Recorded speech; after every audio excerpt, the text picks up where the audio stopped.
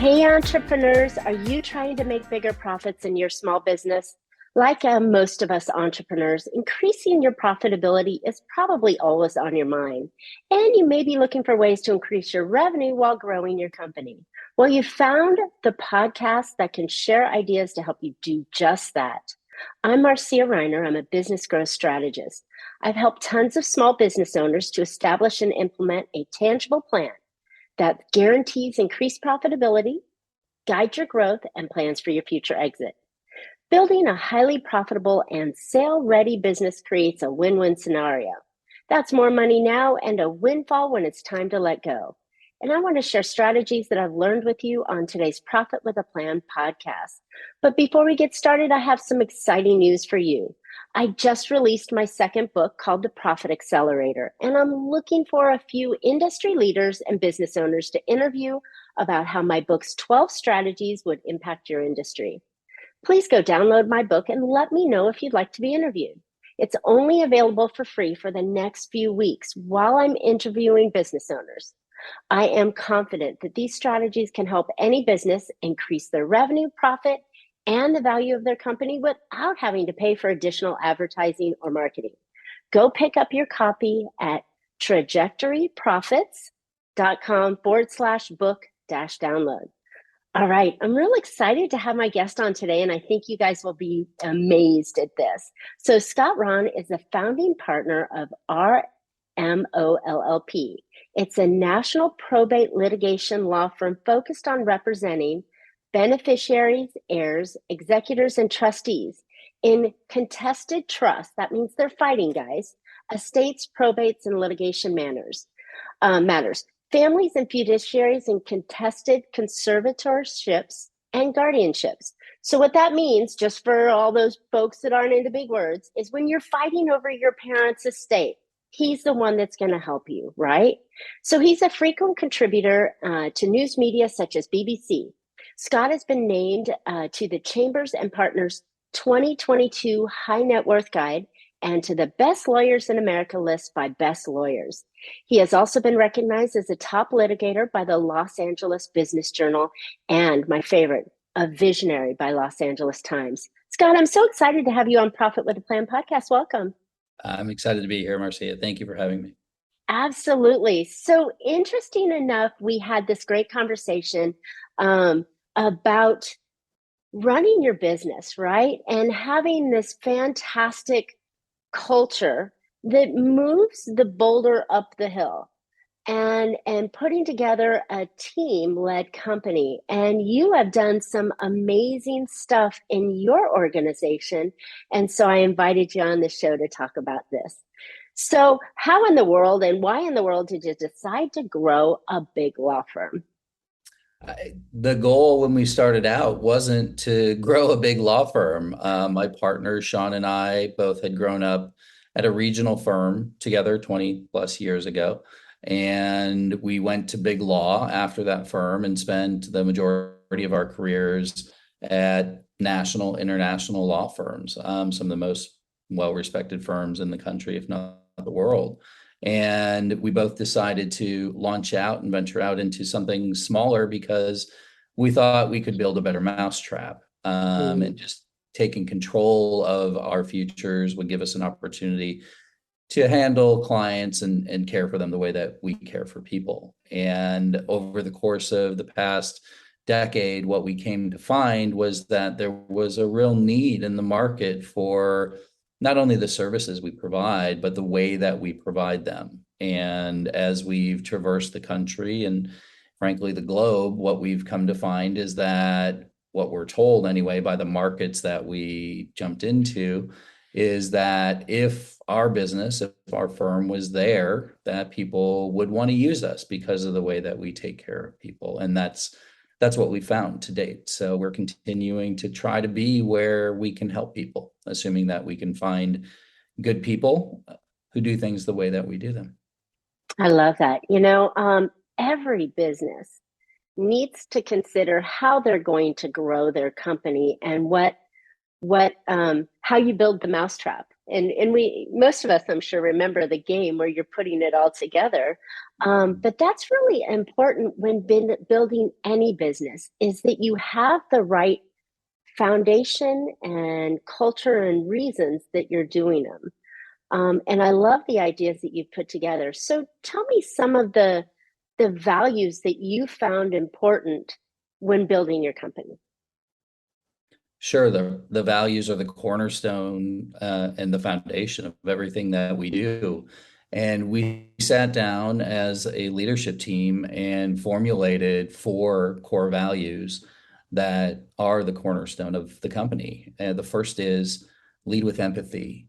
Mm. And not only because we're in a very empathetic practice area, probate litigation tends to be very emotional, dealing with Yeah, families and sure does. death and inheritance and those kinds of things. But we specifically define it as we're here to take care of people, because Mm. it's really what drives us at the end of the day. Is there are people in difficult situations who need help, and we're able to provide them not only a sense of relief, but we're able to get them results that allow them to move on with their lives. And that's important to them, but it's also important to us. Second, our core value is that we are stronger together. Mm. And it's I important like that. because we not only mean that in terms of our clients, right, that we function as a team, but internally and in our communities. We all work together to get better results sooner and for less legal spend. And if we aren't working together, it's going to be hard to do that. Our third is that we are authentic, which Mm. means we do the right thing every time, regardless of the consequences. And not everybody functions that way, I as was I'm sure. just gonna say, especially in law, right? I mean, there's always the desire to win, Yeah, right? At all costs. yeah. In some cases, And right? yeah, and I mean, to be fair, we rail against, lawyer jokes and try to be very careful not to create new lawyer jokes every day. It's an honorable profession if you're Mm. doing it right and you're helping people and playing by the rules and getting results. And I think people confuse what is our fourth core value, which is zealous advocacy, with Mm. true advocacy. And we redefine that term, zealous advocacy, to be zealous efficacy, because in the end, sometimes winning for a client isn't a win at all. So Mm. we redefined advocacy as efficacy, because ultimately it's all about results, and we're all about getting results for our clients. And what that means is that we never take our eye off the bottom line, right? Cases change, people change, right? Mm. And sometimes what you thought made sense, either in terms of emotional capital or financial capital, doesn't make sense anymore because the case has changed, the facts differ, or your life has changed. And you can't just be so narrowly focused on winning the case. You need to be winning the result for the client. So those are the core values that are the foundation of our firm. And it's something that we believe very deeply in. And it's something that we hire around, elevate and celebrate and promote around. And sometimes, although rarely, have had to make other decisions around those core values as well if somebody doesn't share them or doesn't show that they share those values. I love that, and it's so important. I've been I'm a lifelong learner, so I'm always reading and going to speakers and learning about different ideas and concepts to help grow the business. And something that really struck me is that when you're building that business, you've got to have the people on the same track. You've got to have everybody aligned together.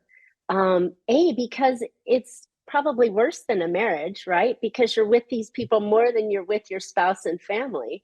Yeah. Um, but you all, there's money involved and there's people involved and there's results involved, but you all have to be pushing that boulder the same direction. And I think that's what was so important to hear your story on how you went from how many law firms now? I mean, how many offices do you have now? We're now 9 offices, about 35 people, having started in 2015 with just me.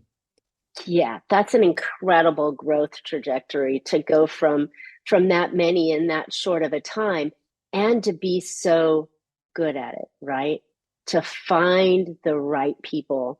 And like you had said, you guys were at, big legal houses, right? Mhm. And you started to see things that you didn't like. What were some of those things that turned you off about the big corporate culture that you wanted to avoid in your new lifestyle?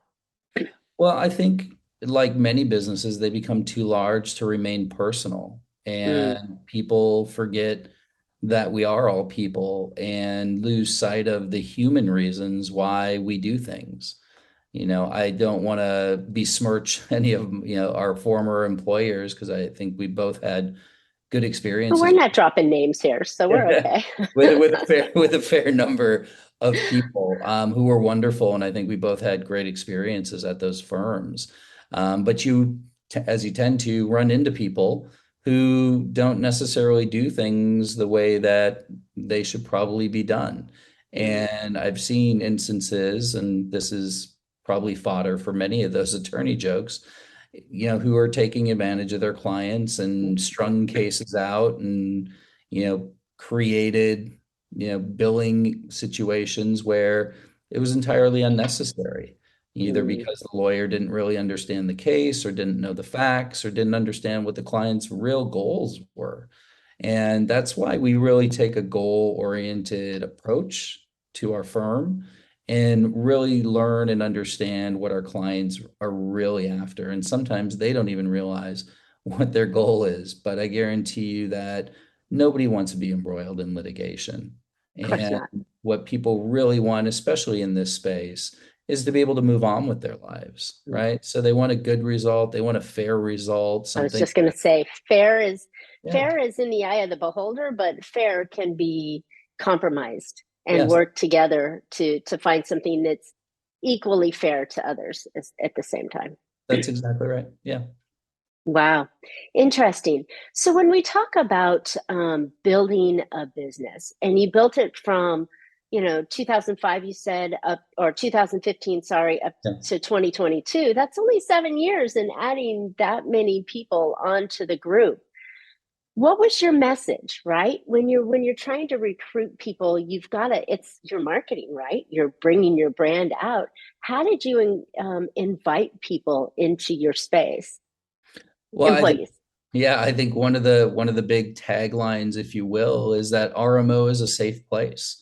Oh. And that's important, I think, in most businesses, but particularly in the legal industry, where we've all run into far too many difficult personalities. And a lot of firms have, a no asshole rule, pardon my Mm. French, that they It's really kind of don't that they really don't enforce, right? Because you've mm, got somebody with a big book of business and they generate a lot of fees for the firm, and people are willing to look the other way, and we're not. So, we don't have yellers, screamers, table pounders. We have good people who are frankly great lawyers, mm, but even better people. And, we create an environment where we support and celebrate one another in many different creative ways.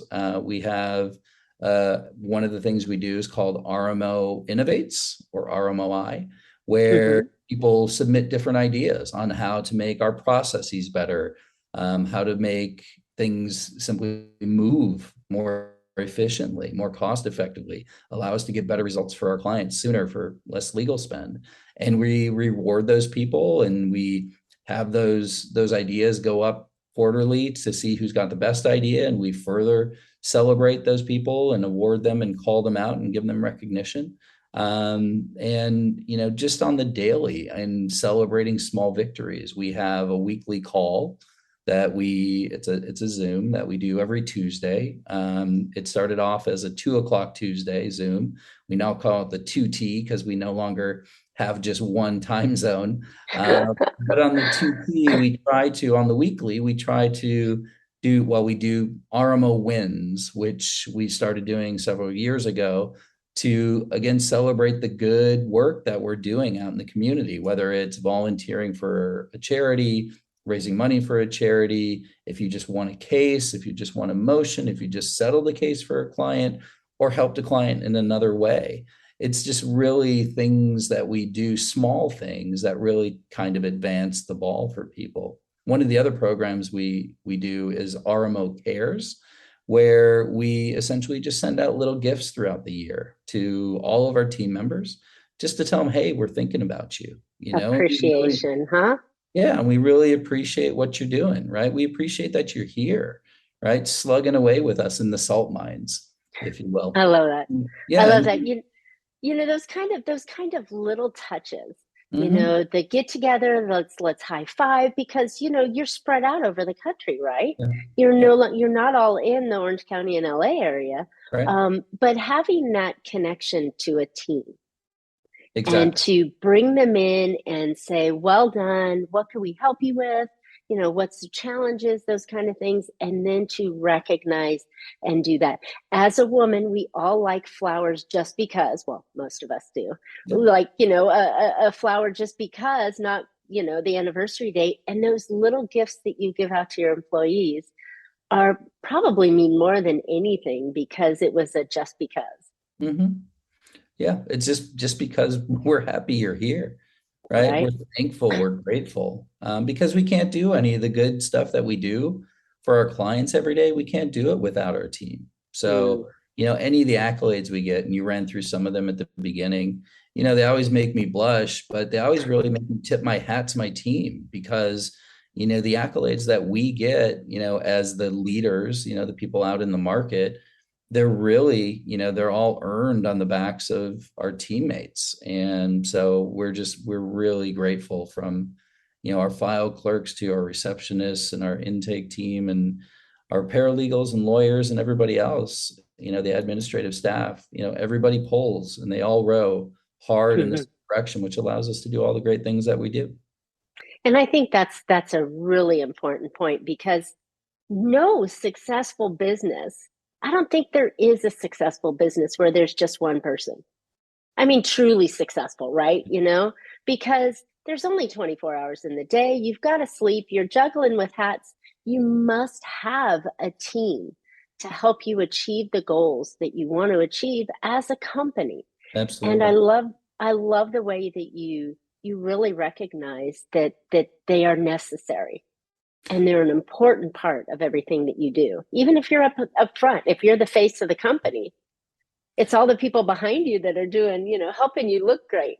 Absolutely. Well, and if you're not working with a team and a team of good people, you're really not able to elevate yourself, because you can't do everything, and you can't do everything well. I mean, you have to you have to have a little bit of humble Something's got to pie. cut. Yeah, and admit that, look, there are things that I do that I'm good at, right? And there are things that I do that I'm okay at, and there are things that I do that I'm probably not even okay at, right? And there are people out there who are really good at those things. And, if you're not looking to hire and bring on and team up with people who are better than you at the things that you're okay and maybe not so okay at, you're going to have a really hard time achieving beyond, what your current ceiling is, because you're simply not giving yourself the best opportunity to maximize your own value, nor are you giving other people the ability to maximize theirs. Well said. Well said. And you know what I think, when dealing with the public, so I work business to business, but my public are other business owners, and they need just as much time and energy and effort from me that customers do. Yep. So if you're only forward facing and dealing with your customer, then how are you ever going to operate your business without it? Because those are two distinct areas that take, like you said, a certain skill set to manage. And I love it. All right, so you've shared with us how you grew. You shared with us some values and pieces on it. Where do you think, when a company is trying to grow their team, what are some of the things that they want to look for beyond the culture and values that you have in your own company? What are some of the things we want to look for a good team member? Sure. I mean, I think grit is probably the single most important thing, right? Do you have somebody who, when you're in the trenches, and we used to say, I learned this when I was a baby lawyer, when you're looking at hiring somebody, is this somebody who, when you're working at 3 o'clock, 4 o'clock in the morning on a brief that needs to, be out the door by 6 a.m., or you're in trial, and you're in the trenches, is this somebody that you're going to want to look at and smile and say, hey, let's go grab a beer, right? When this is all done, because they pull their weight and they're, a joy to work with. And, not somebody where you want to gouge each other's eyeballs out at the end of the day. And, you really, lawyering is tough. Running a business of any sort is tough, right? And you really need to know that you can rely on people. And if you're hiring people that don't have the grit, don't have the stamina, don't have the want, the hunger, right, to do a good job for the right reasons, because because they've got that inherent drive, right, to do well, right, and succeed. You're gonna have a hard time getting any kind of productivity or quality, which is what all of our clients want and deserve.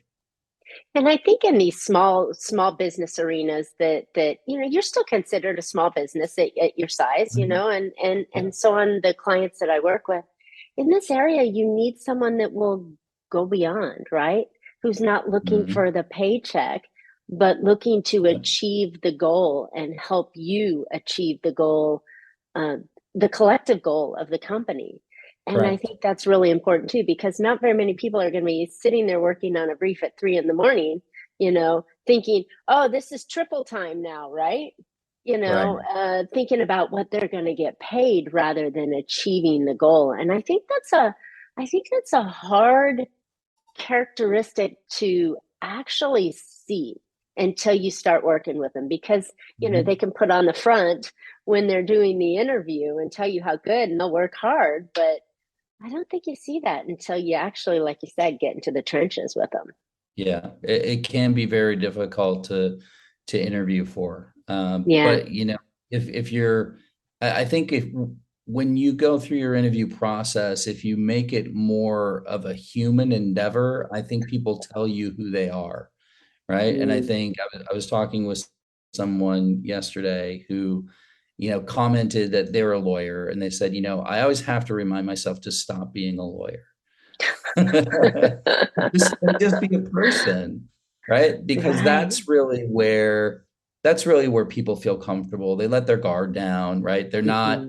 they're not interviewing anymore. You're just having a conversation, right? And then in the Right. midst of this conversation, things reveal themselves, right? And you're able to ask more, intimate questions about things that, may reveal what kind of person they are, right? And what's important to them, and things that will reveal whether they're a fit or not. I love it. I think those kind of questions work across everything, even when interviewing customers, right? Or clients to come on board. Mhm. And trying to settle cases, having that kind of mentality is really good for the team. Talking too long today. So, all right. Scott, excuse me. Tell us more about your hiring process. So we've been working with the same team for many years, and it started with sitting down and really talking about what's important to the firm. This was even before we articulated our core values, but really just talking about who are the kind of people that we, in our experience, had success with over the course of years, and who are the people we wanted, but equally important, who are the people that we didn't want to be at the firm, right? We weren't just looking for people who wanted to come and work a bajillion hours, who were just chasing dollars, right? Who just wanted to hard drive cases to trial. We wanted people who were really thoughtful, meaningful, purposeful in what they were doing. And we did that because, going back to the RMO is a safe place, the reality is that lawyering is hard.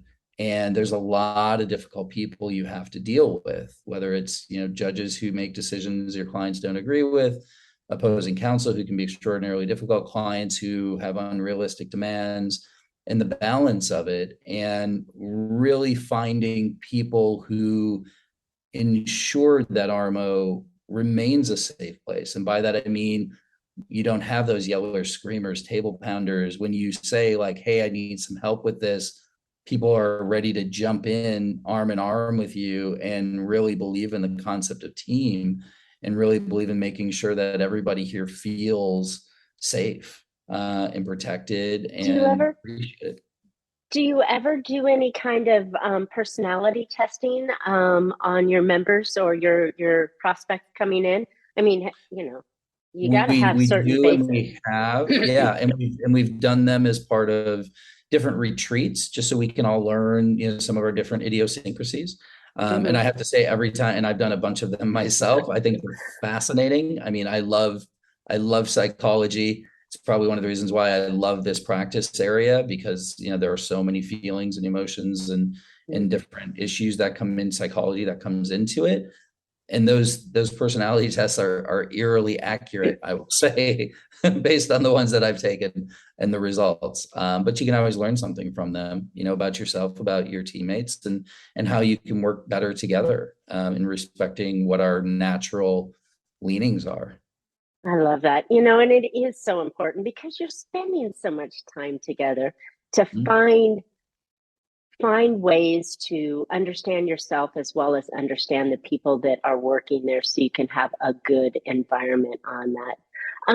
All right. So now we talked a lot about hiring. You mentioned and sprinkled a little bit about firing people that, and if I remember right, it's only been one or two that you've ever had to let go. But um, is it true it is best to hire slowly and fire really quickly? I think it's a it's an old adage for a reason, Marcia, and I do think that's the reality. I mean, you need to be careful about who you're willing to bring into the fold, right? Like, we think our firm is special, and we think that the people that we have and the people we bring in are special. And every once in a while, you make a mistake, right? And somebody slips through. And when you notice those things, still taking the same approach, like we're still empathetic, and we've tried to do performance plans and talk, about different ways that we can support and help people thrive through difficult times. But ultimately, in those few situations where we've had to separate with from someone, it was because they, in large part, weren't the person that they said they were when we were going through the interview process.